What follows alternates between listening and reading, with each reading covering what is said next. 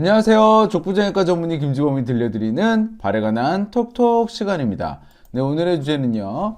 새끼발가락 외측의 통증 및 재발하는 굳은 살이 있는 경우 양측을 동시에 수술한 사례에 대해서 말씀을 드리려고 합니다. 먼저 새끼발가락 외측의 굳은 살, 환자는 뭐가 불편해했고 이게 왜 생기는지에 대해서 간단히 말씀을 드릴게요. 환자는 20대 여성이었는데요. 새끼발가락 외측의 굳은 살에 아래와 같은 증상이 있습니다. 먼저 굳은 살이 있는데 이게 계속 깎아도 지속적으로 생긴다는 거예요. 그리고 이 굳은 살이 있는 부위가 걷거나 신발 신을 때 통증이 있다고 얘기를 하였습니다. 이런 지가 벌써 이제 수년 되었다고 이야기를 했는데요. 이런 새끼발가락 외측에 굳은 살이 생기는 경우를 보면 대부분 이런 중간 외측에 생기고요. 새끼발가락이 휘어져 있는 경우가 많습니다. 이렇게 새끼발가락이 곧질 않고 휘어져 있다 보니까 이 휘어진 부위가 튀어나오게 되죠. 근데 새끼발가락은 우리 발에서 가장 바깥쪽에 있는 부위잖아요. 그러다 보니까 얘가 휘어지게 되면 튀어나온 부위가 바로 신발에 닿아요. 그리고 땅에 닿습니다. 이렇게 튀어나온 부위에 높은 압력이 가해지게 되고요. 그 결과 새끼발가락에 굳은 살이 발생하고 굳은 살이 작은 부위에 깊게 발생하면 그게 또 티눈이 되는 거예요. 그러니까 이 휘어진 발가락을 해결을 안 하면 굳은 살만 제거를 해도 자꾸만 재발을 하는 거죠. 실제 이 환자의 발가락 엑스레이를 보면 발가락의 뼈가 가지런하지 않고 일자가 아니고 휘어져 있는 게 보이고요. 이 휘어진 부위, 특히 이렇게 튀어나온 부위가 휘어지게 되면 이 부위가 튀어나오게 되는데 이 튀어나온 부위 요에 가장 피부에 해당하는 부위에 굳은 살이 발생해 있는 게 확인이 되었습니다.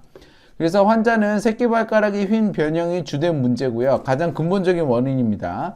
휘어서 튀어나오게 되는 뼈의 부위에 압력이 증가하면서 이 부위에 굳은 살 및 통증이 발생하게 되는 거죠.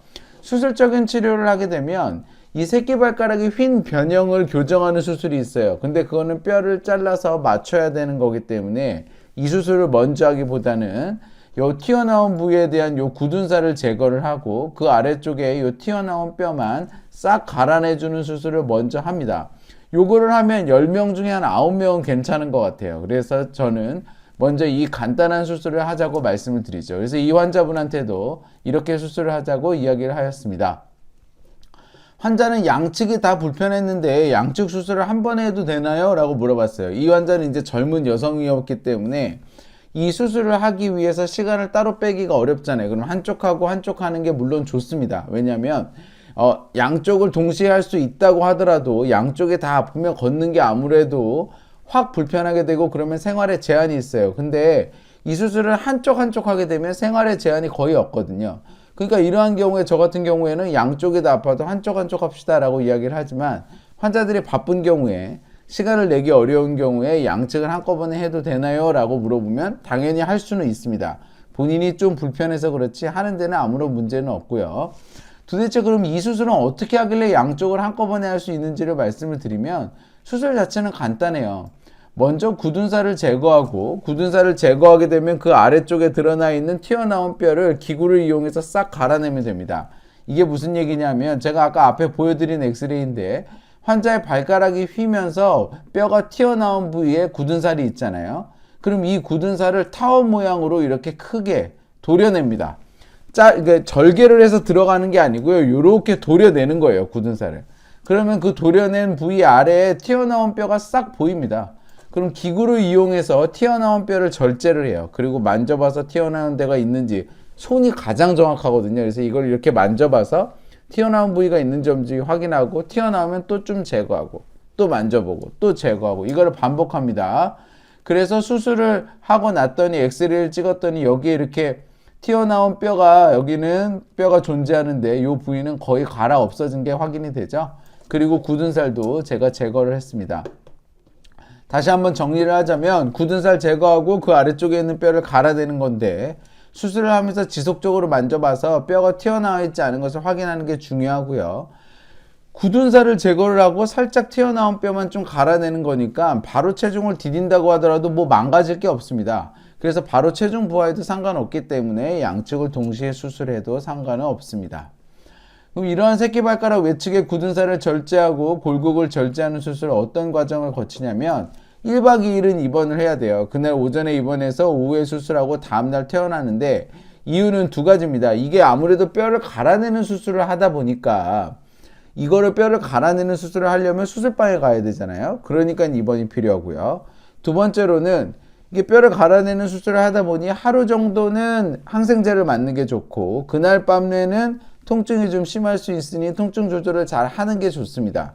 그래서 1박 2일 입원을 추천을 하고요. 마취는 요 발가락만 마취를 하고 수술하는 시간이 30분 정도 걸리는데 이 30분 시간 동안에 갈아내는 기구 소리도 들리고 하니까 제가 재워드립니다. 수술하고 난 다음에 특별한 재활은 필요 없지만 상처를 관리하는 2주간은 여기가 닿으면 아프기 때문에 이렇게 둘러싸여져 있는 신발은 못 신는 경우가 많고요. 슬리퍼 신는 경우 많습니다. 그래서 직장에 꼭 슬리퍼를 신을 수 있다. 이렇게 제가 말씀을 좀 드려놔 달라고 환자분한테 부탁을 드리고요. 수술 후 2주간은 상처를 관리합니다. 그리고 테이핑을 4주간 해요. 그리고 2주에서 실밥을 뽑은 다음부터는 이러한 스트레칭을 말씀을 드리는데 발가락을 이렇게 피는 스트레칭을 말씀을 드립니다. 이렇게 계속 펴주는 거예요.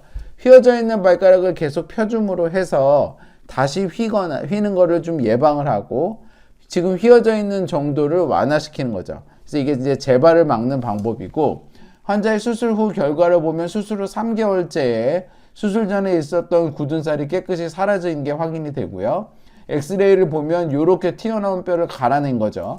갈아낸 뼈가 다시 차오르지 않고 갈아낸 채로 그대로 잘 있는 게 확인이 되었습니다.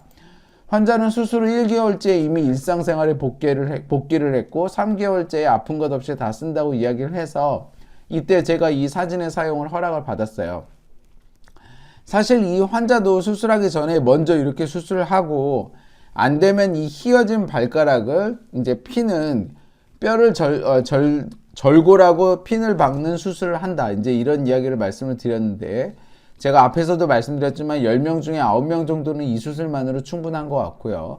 다행히 이 환자도 이렇게 해서 해결이 잘 되었습니다. 자, 정리해 보겠습니다. 새끼발가락 외측의 굳은 살, 양측을 동시에 수술하는 사례에 대해서 오늘 말씀을 드렸는데요. 이러한 새끼발가락 외측의 굳은 살은 대부분 발가락이 휘어져 있으면서 튀어나온 부위가 압력을 많이 받아서 굳은 살과 통증이 생기는 겁니다. 그래서 이 굳은 살을 제거를 하고 튀어나온 뼈를 절제하는 수술을 저는 첫 번째로 주로 하고요. 이러한 수술의 과정은 1박 2일 입원하고 발가락만 마취하고요. 4주간 테이핑하는 과정을 거칩니다. 그리고 2주간 상처 관리가 필요하고 스트레칭도 열심히 해줘야 되는 게 있죠.